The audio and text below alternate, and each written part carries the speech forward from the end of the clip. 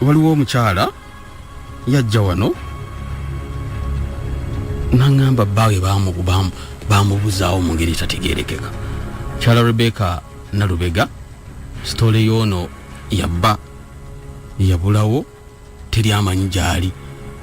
Ono omukyala mulala waliwo abakyali era balala babiri bajja wano ne bambulira baabwe basajja baabwe baali bavuga boda ne babuzibwawo mu ngeri etategeerekeka myezi ng'esatu emabega oba esatu oba esatu myezi ng'ebiri oba mu kitundu. Naawo kati waliwo omukyala bamuta Nalubega Rebecca weeyo Kasangati pawe yabuziddwawo. Sajja mukazi mukyala yazze wano ng'akaaba haji nyamba nonyeza omwami ne ngaba naye kati ngenda munoonya ntya nti lwakiri abantu babuulire kye ngamba nti kiriwa kyogamba mukyala Rebecca. Ozze wano ng'otunoonya nsonga kyekuleseera gwe amanya go gwani? Amanya gange nze Nalubega Rebecca ndi mutuze w'e Kasangati Bulamu Zone. Nabulibwako omwami wange ku Lwokuna olw'eggulo. Omwami wange yali akolera bwayise nga makanika. Alina mukwano gwe Kasangati yamugambako nti atunde emmotoka. N'afuna abaguzi n'abamuleetera ku Lwokuna. Bwe baatuuka awo wali emmotoka ne bagirabako ne bagamba katutuulemu tuvugemu tutestinge tuwulire oba mmotoka nnungi. Bwe baavugamu ne bagenda tebaakomawo. Nanyini motoka n'abakuma bakomeyo nga tebakomawo. Bwe yabakubira essimu ng'akuba ku ssimu ya bba wange ng'essimu eyitamu naye tekwatibwa. Oluvannyuma lw'akaseera essimu n'evaako. Kuva ku Lwokuna n'evaako paka ku Saturday we yaddako ne njikubako naye na buli we njikubako nga teri yakwata naye basalako nsale ate ne bamala ne bagijjirako ddala. Naye omwami yawa bba wange emmotoka ngamba kimu nti Giso e Kasangati yamukubira essimu n'amugamba nti waliwo bakama be bamukubidde essimu nga bamusaba ebipapula ebituufu eby'emmotoka eyo. Kati oyo yawa nanyini bba wange emmotoka ngamba naye si ye nanyini mmotoka eyo. Nanyini mmotoka amubuzaabuza tamuwa bipapula by'emmotoka. Kati nze kye mbadde nsaba njagala mmanye wa bba wange we baamukwatira kubanga Gisa ngamba bakama be bamugamba nti anoonye ebipapula by'emmotoka eyo. Nyabo amanya gabbawo bamuyitani? Bamuyita Bahati Said. Kati gwe okuva ku Lwokuna tonadda mukuliza bawo Giso yakugamba bakamba Giso yani yono gwe twogerako? Giso w'e Kasangati. Bamuyitani? Amanya ge saagafuna ssebo. Ataani nanyini mmotoka mukama we? Yagimuwa bamuyita Haji Abbas Kigudde. Kati Haji Abbas Kigudde bw'oyogera naye agamba ki? Yangamba kimu nti naye emmotoka siye nti naye agezaako tanafuna watuufu wa wennyini we baamukwatira bba wange. Yangamba kimu nti bamusabye ebipapula by'emmotoka naye abuuza nanyini mmotoka yagimuwa nti tanaba bimuwa. Nze kye njagala bankolere bambuulire wa wennyini awali bba wange. Bwe baba baamukwata bambuulire wa we baamukwatira ngendeyo mulabe ate mmanye n'ensonga lwaki yakwatibwa. Tulina abaana babiri. Omuwala alina emyaka 8, omulenzi agenda weza emyaka 4. Era bambuuza taata waabwe. Mbagamba taata yafuna obuzibu naye tujja mufuna.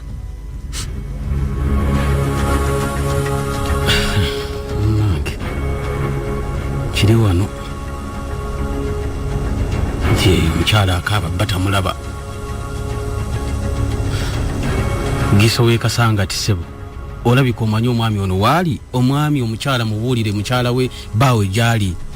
Bw'oba okkiriza nti omanyi omwami yakwatibwa Giso Gombolola Internal Security Officer ow'e Kasangati amanyi Giso w'e Kasangati.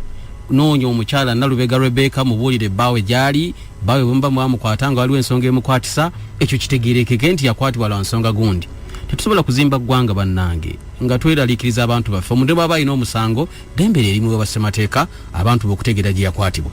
Otherwise bino bwe bigenda nga bigaziwa bwe biti bireetera abantu emmeeme okubennyika, okwekyawa n'okwetamwa kitutaagala. Kale omukyalo ono muwe ekirabo kya Christmas Giso w'e Kasangati n'abalala bakulu abatwala poliisi e Kasangati n'ab'ebyokwerinda.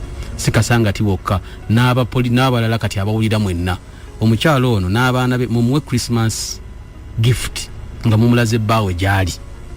Kale amulabeko obulabi nti ali awo ne mumanyi gyali musirise muoza bakama baffe tebatukkiriza ku semanya kwogera jali semanya bamukutte bakama mwe bani mwe musinga gundi ona yalina amaanyi wano ngensi yonna emutya Cheyune Exhaust Limited nakulabye bakugu ate batendeke mukukola exhaust pipes, mufflers, silencers ez'emmotoka ennene n'entono bakoleza tractors, caterpillars, bulldozers, graders, hydraulic excavators ezikola enguudo n'ezisigula emiti n'ezikola mu faamu n'amasamba. Tukola ne exhaust ezitekebwa ku generator ez'amakolero amanene, amasomero, banks, petrol stations, hoteli, apartments, amalwaliro, eza bakery n'eza yingini ezaasa amayinja, ab'ebidduka ebinene nga loole, baasi, pick-up n'endala zonna. Togomoka kibuga kyonna. Jangu Cheyune Exhaust Limited. Kilomita mune chuno kuva mu kibuga wakati. Tulina kulabi Hoima Road, mu maaso ga City National School. Oba ofisi za umeme. Esimu noti 774 0039. Oba noti 753 M2M8. Oba noti 4 531 mukaga nyamwenda. Cheyune Exhaust Limited nakulabye. Tweyune tukuwereze. There's nothing that beats driving your car and knowing you will get to your destination safe and sound. That's why I go to City Tires. At City Tires, they make sure that I enjoy driving my car by providing the best quality tires and service available on the market today. City Tires is also the authorized distributor for Pirelli, Kumho, and MRF tires. They also provide computerized wheel balancing, wheel alignment, and so much more using the latest equipment. City Tires, keeping you safe on the road.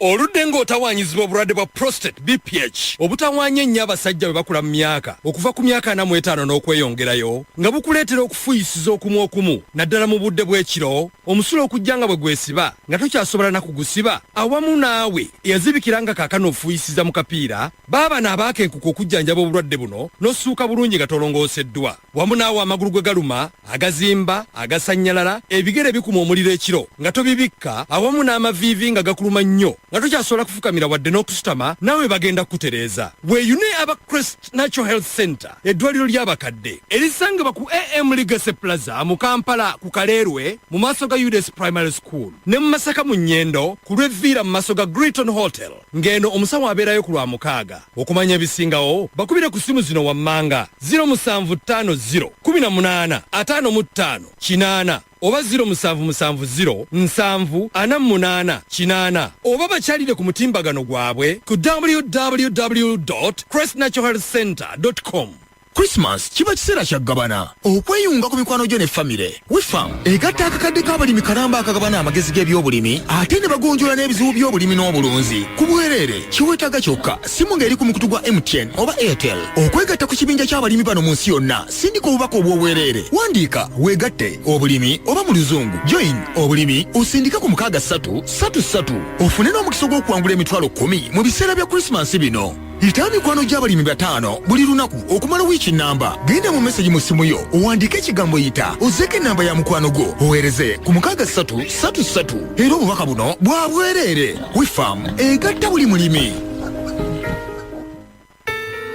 Oli mulwadde wa kiwanga senyiga takuwonako kwasimula awamu n'okuziira omwana we yamiranga bamuzaala tebaamufuuwa bulungi oba afeekeera olina alaje olususu lukusumbuwa oba kweyagula lubutukabutuka amannyo go gaaguba ne gava mu langi yaagwo oba mulwadde bulwazi oli wa sickle cells oggwamu omusaayi oba kuluma nnyingo amaaso go ga kyenvu oba musulo gwe gwa kyenvu ekyokuddamu kyo kisange ku Heal the World Organics ojjanjabibwa owonera ddala. Heal the World Organics bakubire ku ssimu noti 7 noti 5 noti 1 25 oba noti 7 4 noti 5 noti 4 7 noti obasange wandegeya ku Annex Building omwaliro ogusooka room 30 ofune obujjanjabi obwa ddala. Heal the World Organics.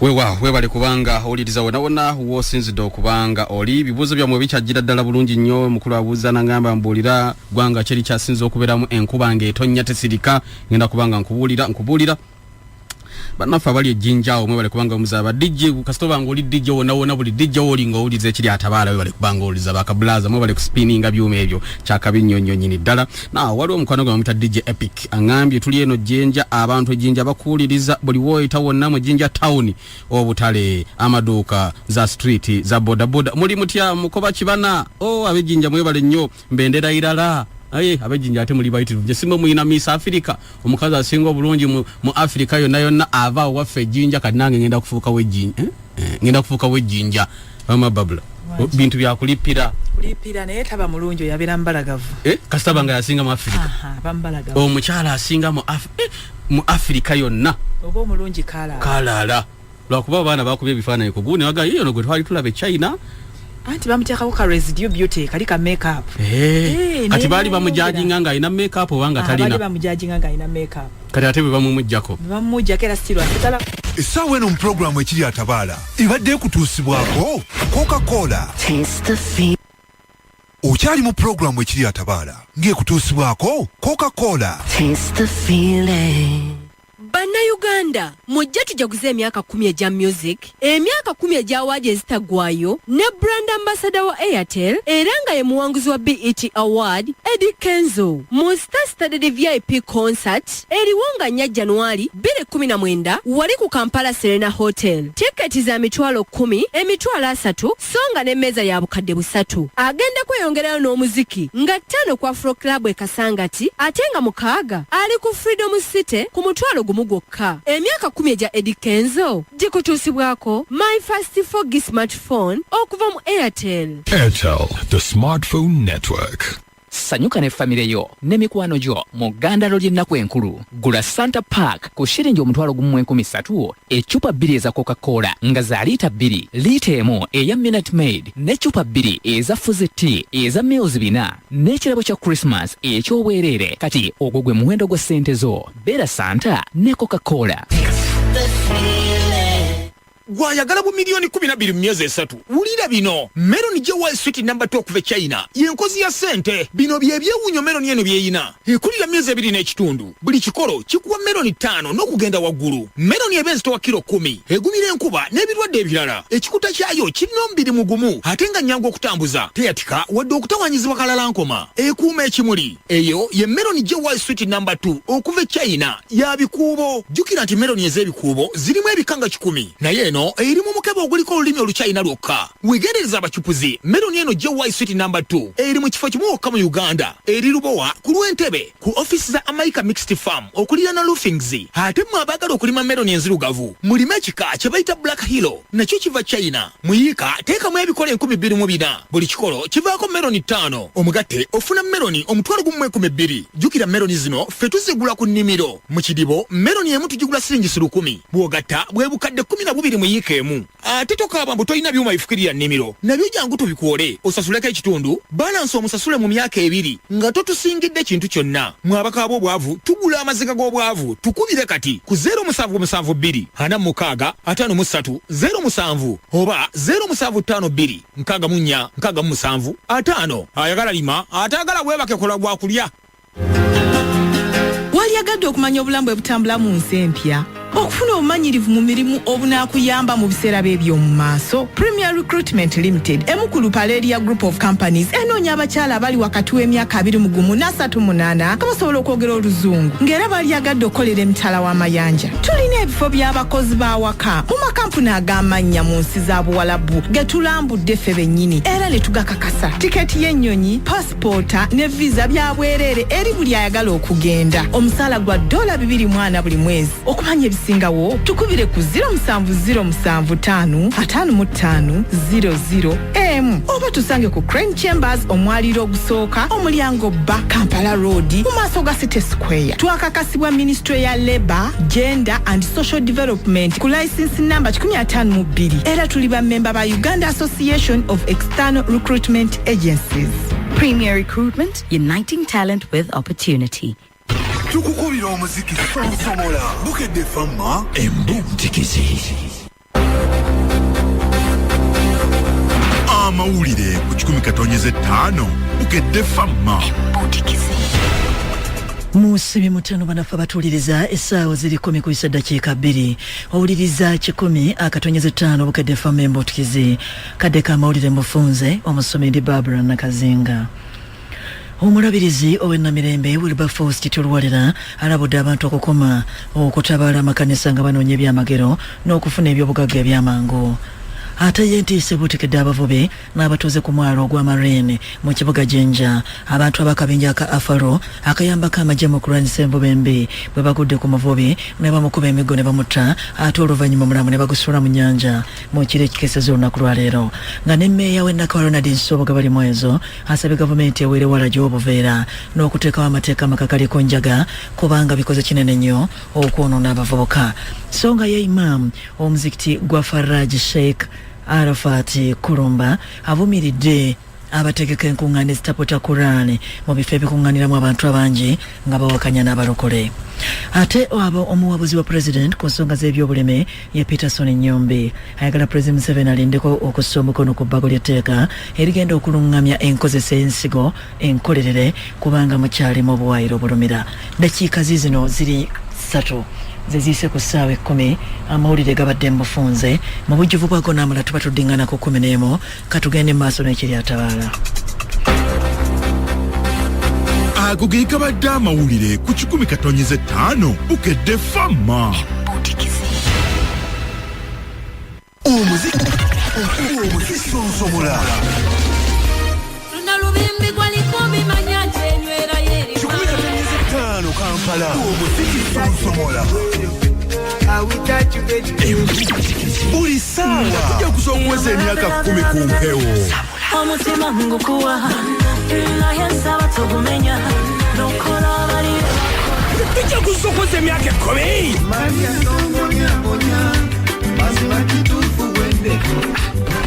nekkulire eri kugasa amanya Muhammad Kabuye mvudde ku mwalo gw'ekikugo mugombola somuluka gwe Namukuma tuli ku kigo fainolo byansi alina omusajja w'ekyaddondo naye ekigo byansi akireeta abantu b'ekikugo Namukuma ekigo lukireeta mu mmotoka ffe mwe twajjidde abula abategesi b'embuutikisi tubasiimye nnyo wano wokka ku mbuutikizi.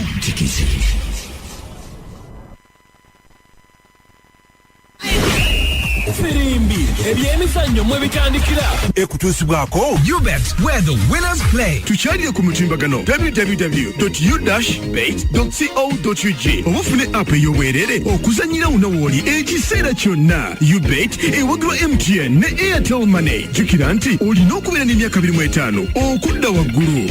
UBet yakkirizibwa olukiiko lwa Lotteries and Gaming Regulations Board of Uganda. Weegendereze betting kyandifuuka omuze muzannye n'obwegendereza. Wetuli wenyini dakiika 5 zivudde ku ssaawa 10 za akawungeeza ak'olunaku olwaleero webale kulabika nti owuliza munnange muganda wange Kiwanuka Deo Gracious abayingidde obuteevu lambalamba okulabika nti akuwa kyaleese wano. Kabulaza ogamba otya Chief? Ndi bulungi Bashir. Olikiriya? Ndikiriya. Abantu bafikozi goliwe nakawa? Nze ndiwe Makerere. Makerere ludawo? Makerere Wandegeya wakati wa Wandegeya ne Makerere. Uwosula kugawa nsanda wakati wa Wandegeya ne Makerere manya uwosula. Aomba ntuusi. Lero oli smart. Lwaki ogaye leero? Njagadde designer olunaku olwaleero oli wanjawulo nnyo. Oh wow. Era omuwuliriza singa badde TV n'akulabako. Ate wakoze ensobi jjo tewabaddewo. Singa wandabye jjo wanditendereza kyaggulu. Firimbi ebyemizannyo Deo Gracious Kiwanuka nze okutuusaako ebyemizannyo. UBet be banteekamu ssente okubanga nkutuusaako emipiira ekigenda okubanga gizannyibwa olunaku olwaleero. Jjukira UBet nusulu 15 osiba emipiira gibeera 12. Mpira jona ogituuka owangula obukadde buli 20. Ate bw'ogwamu mpira gumu UBet erebaako ebirabo byekuwa. So UBet goye naagenda okusiba emipiira jettanire naddala ennaku zino enkulu. Bwe tutandikira kwali mu ggwanga lya Misiri omupiira ogenda okuzannyibwa olunaku olwaleero club eyitibwa Arab Contractors egenda kuba ezannya ne club emanyiddwa nga eya Hel Ittihad nga club ya Arab Contractors erimu omutwalo guli gumu 8 nga yo Hel Ittihad erimu emitwalo giri 39. Club ya Arab Contractors tujesige egenda kusobola okubanga ewangula omupiira ogwo. Mu ggwanga erya Bungereza ekiro ky'olunaku olwaleero club emanyiddwa nga eya Wolves egenda kuba ekyaliza club emanyiddwa nga eya Liverpool. Wolves erimu emitwalo giri 6 amaliri galimu emitwalo 39 yo Liverpool erimu omutwalo guli gumu n'ekitundu. Amaliri mu mupiira guno gasoboka olunaku olwaleero. Mpozi wobanga otiddemu Liverpool osobola ogizizika naye amaliri gasoboka olunaku olwaleero. Wali mu ggwanga erya South Africa kilabu emanyiddwa nga eya Bidevest West egenda kuba ezanya ne kilabu emanyiddwa nga eya Chippers United.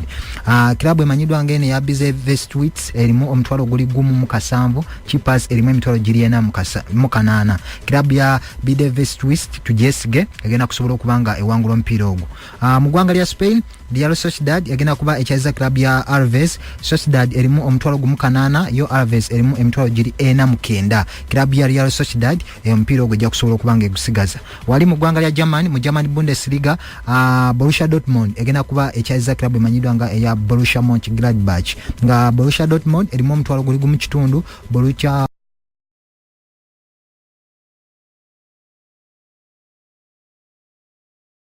giri 3.12 ate nga Brescia erimu emitwalo giri 2.6. Kilabu ya Brescia tugyesige ejja kusobola okuwangula omupiira guno, mpozi osobola okusaamu n'olukokola. Kankulekere Kaziwe Bashir akwongereyo n'ekiri atabaala.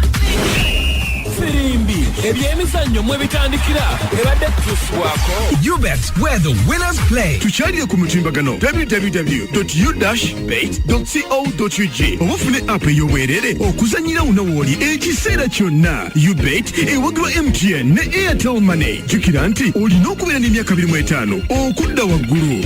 UBet yakkirizibwa olukiiko lwa Lotteries and Gaming Regulations Board of Uganda. Weegendereze betting kyandifuuka omuze muzannye n'obwegendereza.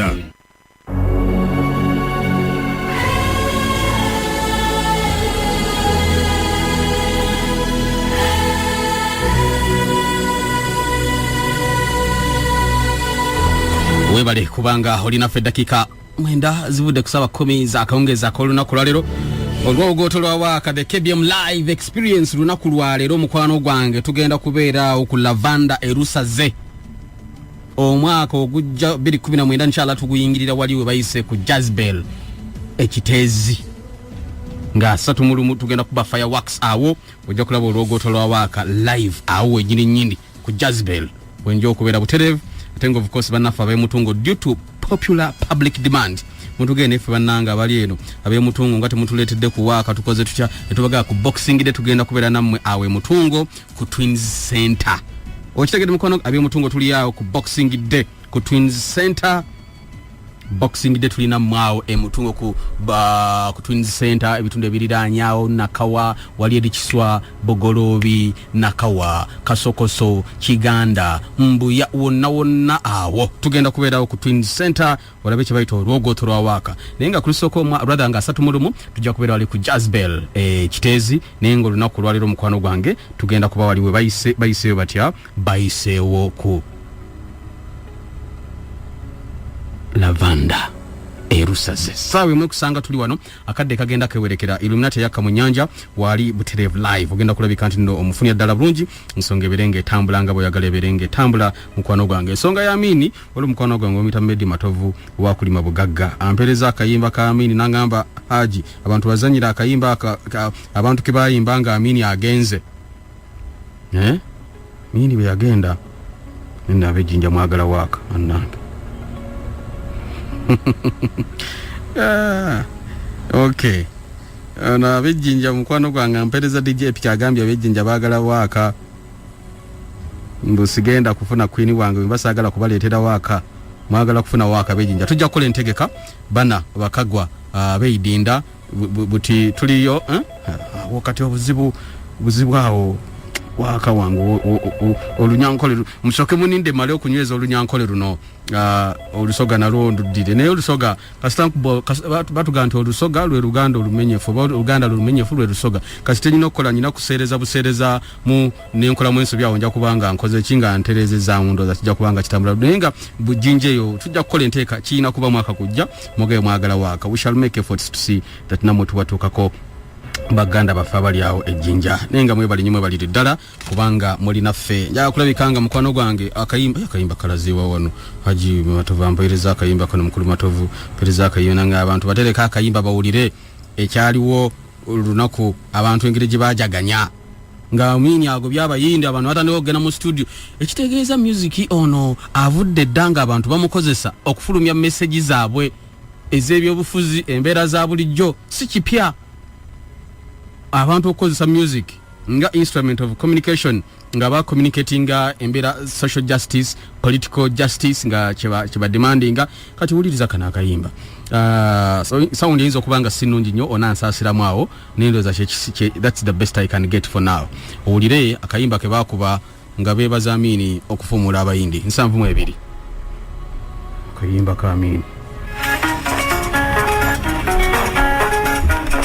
Tuse karabara wamwe lero simanyo babino bisoke nja ekansoke kwebaza mulwanirizi awamu nabo bonna bamukwatirako sebo dada we bale kulwana nnyo olikikirwa n'abazzukulu bannakana olw'okuba babayinja abanyunyusi mazima Uganda babadde bagijjusa mu kuzaala nziga buziga sikulimba amazima buli mwaka azaala oluusi balongo abajja babiri mu kusenga Abantu emyaka 10 kyokka nga bafuuse ekyalo ebyo ebibuga byonna ne babyefunza nga beesulira waggulu mu zaakalina ffe bannyini ensi ne tugoberwa mu byalo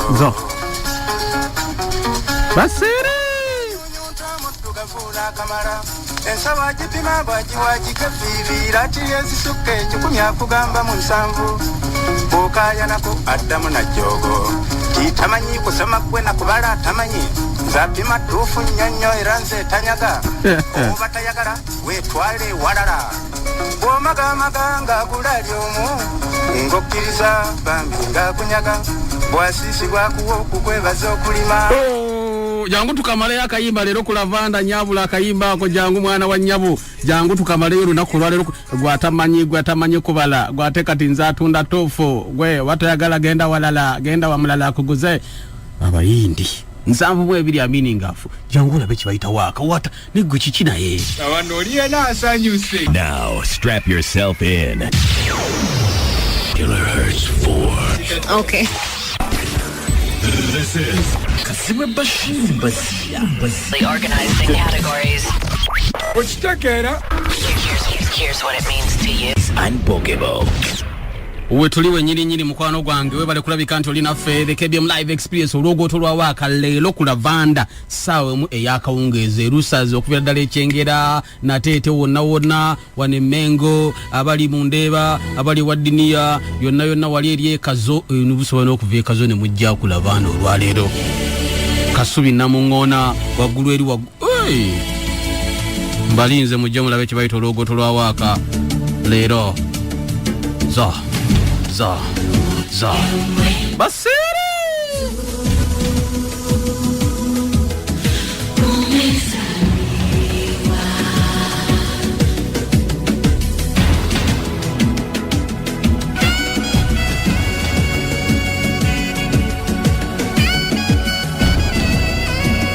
njagala kwogerako naye mukwano gwange sindika ekibuuzo kyo mu ddoboozi oba mbiwandiika oba mbuwandiike nkuwulire oba nkusome sobola okulabikanga mukwano gwange tuddamu ekibuuzo ky'obutereevu ofune answer tugamba nti olunaku it's a Friday question time obuuza kibuuzo n'ofuna answer yogerako nange mukulu. Hello wanji akuwuliriza naawe ssebo Wendi era kizira kudala kumukite. Ani ono sebo. Moyo byanira samani bwacho murachimu. Isebo. Ikiwenda cyase kompawa. Isebo. Nejimero kwa kwali watira yanga ona ikibuzo tendagaro kubuza. Isebo. Nganza murachimu musajja wange batara atadi. Atidewa ye obutabo bakira wa cyarule to cyarukona ko basiriya. Isebo. Nkonerekawo. Isebo. Abasajja banga abo mu Rwanda rw'Gaza nabo bofunya akaddo bankonerako. Abo tikibaliko kati sigadde mulakimu bwayise wano. Kale sebo bali nnyo balire ddala kubanga owuliriza Rastaman mulya kimwe bwayise bakabulaza abali bwayise mule kubanga muwuliriza abali awe mulago kubiri bakabulaza aboze mmotoka waliwe bwayise ngogendanga mulange ku round yawe mulagawo ali nogenda wali ku ebolize mmotoka nga ku chachawo sobola okwata nogamba kogende kalere bano yitawane no kubiri bakolera entebe edda mwaberanga bangi ne mugenda mukendera semanyi kikyali okubakolanga entebe awo nogenda paka wali ku garage awo banga agenda ku Sapporo ku Total petrol station yawo awo nogenda waliwo bagaya abali ku magaraji stirwawo ate noyingira wali bwayise Mombasa yonna waggulu eri ekazo mwe bali kubanga muwuliriza Bukedde Fama embuti kize now Jimmy Arake wandege yawole kubanga oliza n'abalala bagaya abali awo.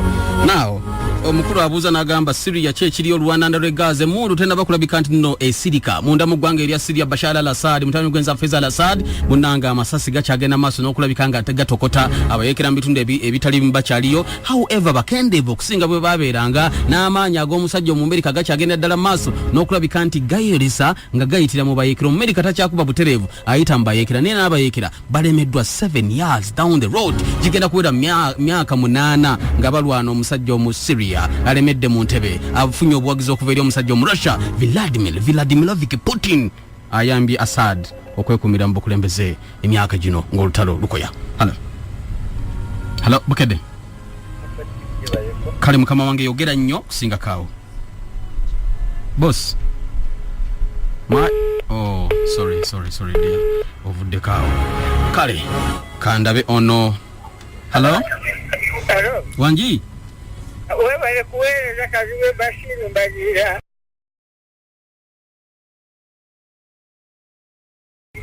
kale munange ono munanyi wa muzeyi komanga ndibuteka wanu kakati tengala wenzo okubuuza. Yesebo njagala kubuuza ensasage yatugwako joli abazamu abaana baffe ne bafiira mu nnyanja nyanjidukira mululi watenda n'ogamba nti onewa Illuminati yasonganga mu nguudo abantu ne bafa kikaka bafuna mu ndowooza nti oba nekumazzi okwo kwaliko kiza Illuminati abantu ne bagwa mu mazzi nga kaali kagendereka.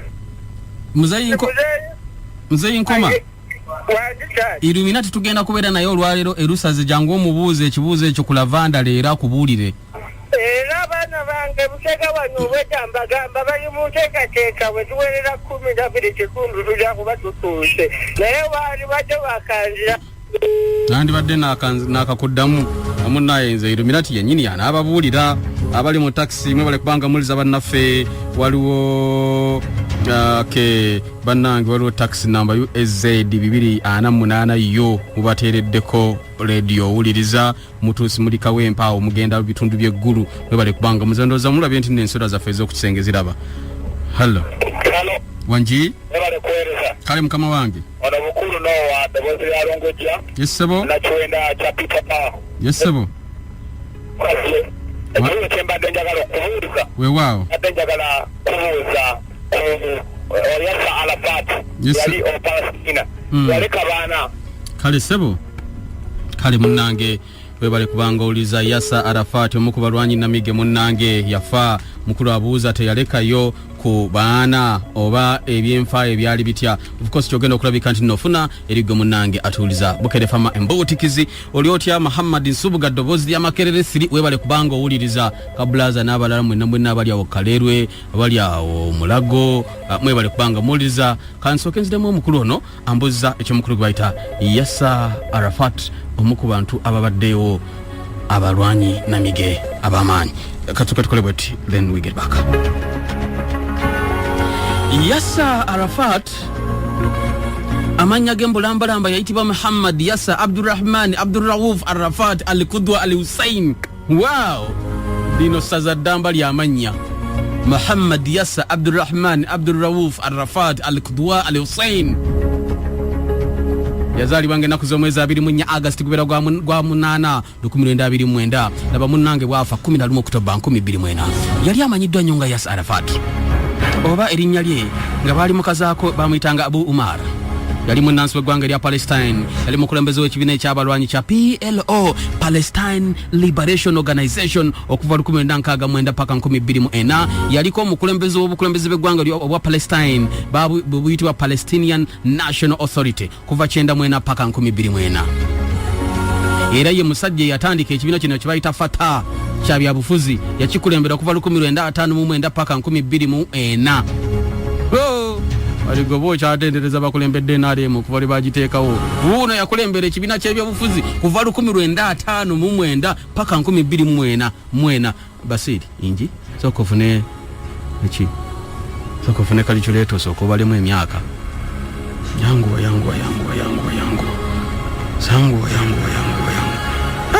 ba revolutionaries ebintu ngate babita 2024 era yamala kufa 1959 is it 19 ono obukulembeze bw'ekibiina kye yakulembera ekibiina okumala emyaka 45